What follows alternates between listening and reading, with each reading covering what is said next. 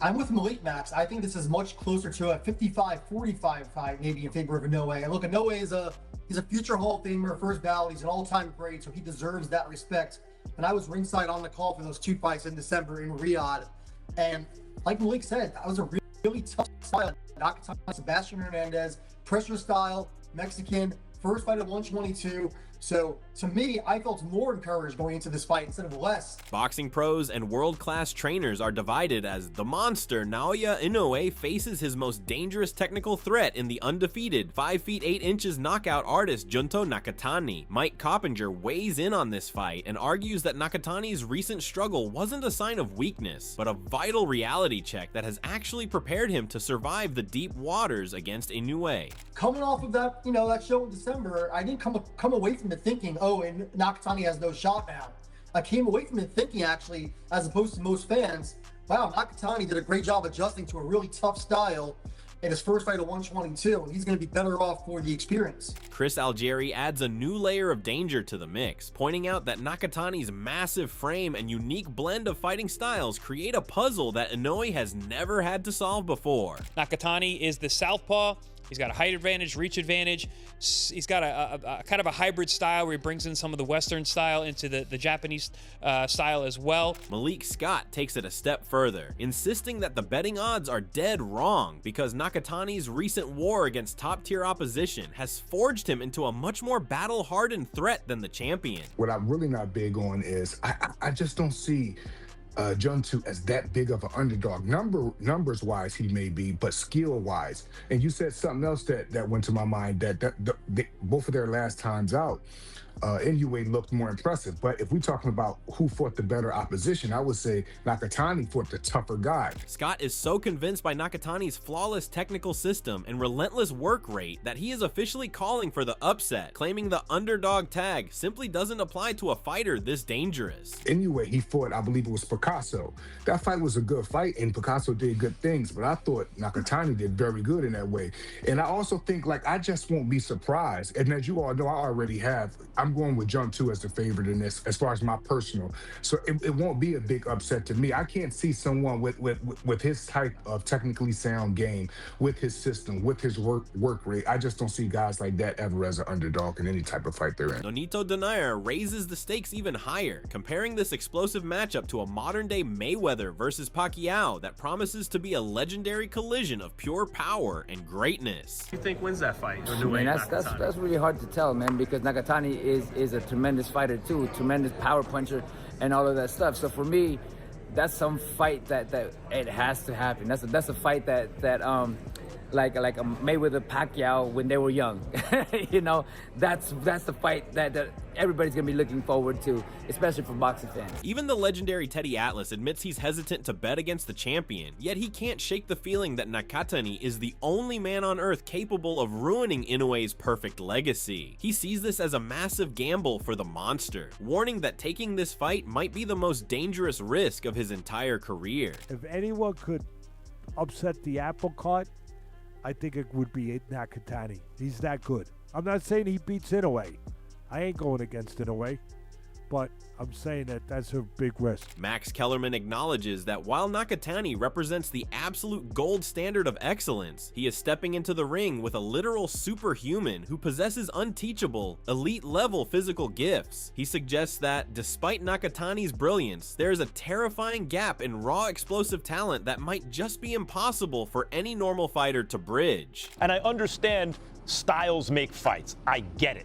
But in this case, I guess what I'm reacting to is Inoue is what I consider one of these super fighters. His speed, his reflexes, his power. Mike, what's the word I always like to use? The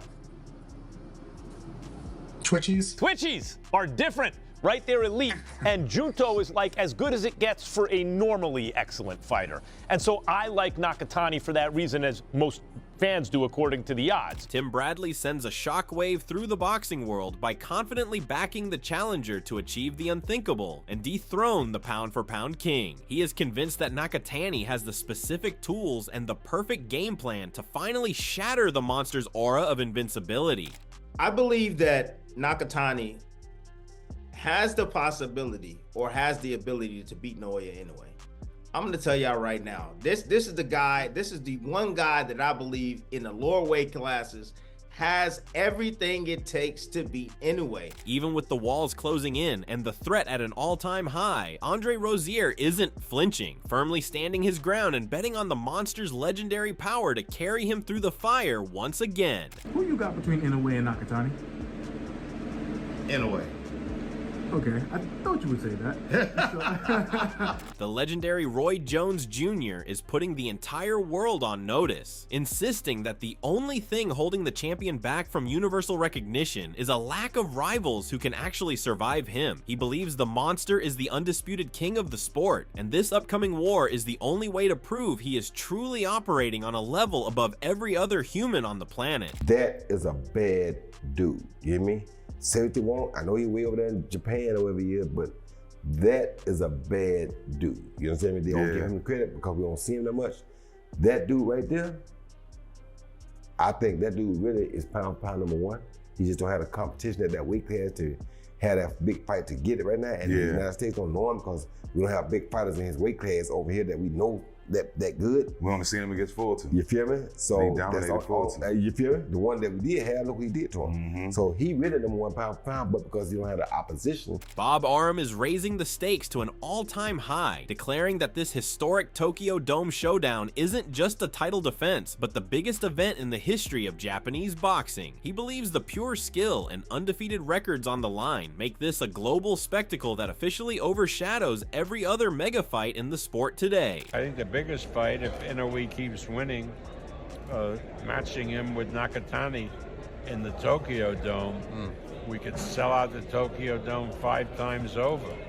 I mean, that's a huge, huge fight. Rudy Hernandez believes the psychological warfare has already begun, suggesting that the champion is haunted by Nakatani's presence and can't seem to get the undefeated challenger out of his head. He senses that this mental obsession might be the first crack in the armor, as the looming threat of Nakatani follows the king even into his dreams. I like the fact that Junto Nakatani keeps living in Inoue's brain. He has him there.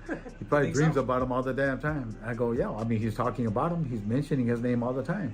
And he called him out from the crowd. He was like, yeah, hey, says, Junto, we're next. And I go, yeah, sure. Even if things go south in the ring, Rudy Hernandez points to the champion's unbreakable spirit as the ultimate equalizer that sets him apart from every other star. He argues that the true measure of a legend isn't just staying on their feet, but the terrifying way they rise from the canvas to punish anyone bold enough to hurt them. We talk about it all the time. It's gonna be the biggest fight ever in Japan.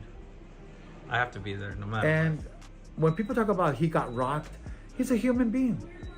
I mean, he just, you know, the fact is that when people tell me, oh, he got rocked, I go, so what? Yeah. He wins. He always finds a way to win. He's the winner. And the thing is that how are you gonna question somebody who gets dropped but gets back up? Now tell me, how many times have the big stars of boxing ever been dropped? Not too many times. Not too many times. But what do? They do get up, and they finish, and they fight harder, and they win, yeah. and they finish winners. That's what makes them a badass. Paulie Malignaggi is urging everyone to take a breath and let the anticipation reach a fever pitch before these two modern-day warriors finally settle their score in the ring. He believes that giving this rivalry time to grow will only make the eventual explosion more legendary, as both fighters continue to sharpen their skills and build their status as the most exciting names in the sport. We're milking the shit out of this already, guys. What are we doing over here? We're gonna beat this horse and club the shit out of it until it's dead. I mean, guys, let's let it marinate and build. We're gonna get the fight. A true boxing fan loves good action. A true boxing fan loves warriors who will take on anybody, and both for their greatness and also for the entertainment value. These are guys you gotta respect. They're getting better and better. They're more and more fun to watch. Their profile is growing. Sean Porter highlights a rare moment in boxing where two international icons have completely captured the attention of the Western world, setting the stage for a massive cultural collision. He notes that while the raw power might seem lopsided, Nakatani's awkward length and polished style create a dangerous equalizer that could disrupt the champion's rhythm in ways no one expects. For the first time in a very long time, you got not just one, but you got two guys that translate very well to us, and we look forward to seeing them. And there's not many fighters that could do that. You make this fight, It can fill arenas in 3 different continents. Also, you know, you bring up Dodger Stadium. I'm an LA native. A lot of Japanese Americans. All right. So you beat the Mets again last night. All right. I'm just saying. Dodger Stadium. Speaking of beating dead horses. You brought it up. Chris Algieri is blown away by the massive scale of this event, noting that the Tokyo Dome sold out in record time for a fight that is purely about 2 local legends fighting for supremacy. He believes the sheer speed of ticket sales proves that this isn't just a match, but a cultural phenomenon that defines what top-tier boxing culture looks like today. This guy looks locked in, and he looks dangerous, and he is dangerous. He's a very hard puncher, and he was just there. He was completely locked in, but then fell apart, completely frayed at the seams when Naoya started putting it on.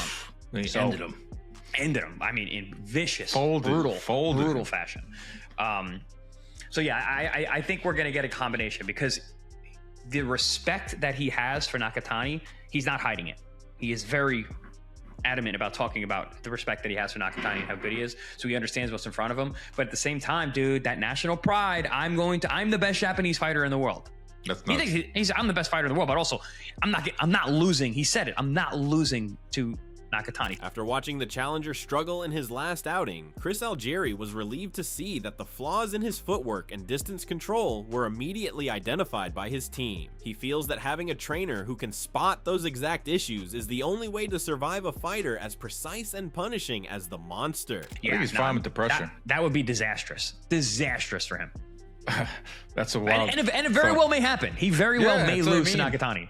Everyone's, you know, the last Nakatani fight, everyone's harping on that. But I want to talk about the punch stats and how he's throwing 60 around, which is pretty, it's a good pace. But like, he still ramped it up in that Picasso fight, and he kept it pretty. He never went above 70 or 82 punches around. He hit 82 in the second round, 73, 69, 66, 67, 65. He's a machine. 61, 72. He's like a robot. Whereas the earlier fights, he was way higher up. He was sitting around 80 punches around, you know, sitting in the, you know, touching maybe 100.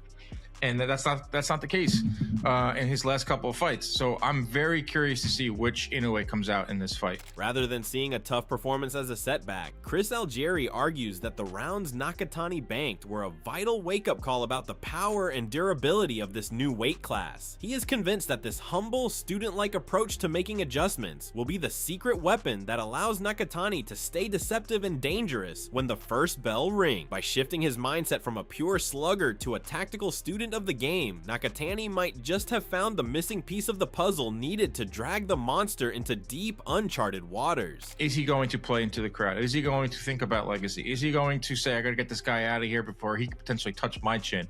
Because safe to say, but outside of maybe Nery, like, Nakatani is probably the biggest puncher that Inoue has faced, correct? Donaire is cracked. Broke his eye socket. Yeah, Donaire's left hook is top 3. Also, once again, another left hand that bothered Inoue. You know, every shot that has dropped or hurt Inoue has been a left hand.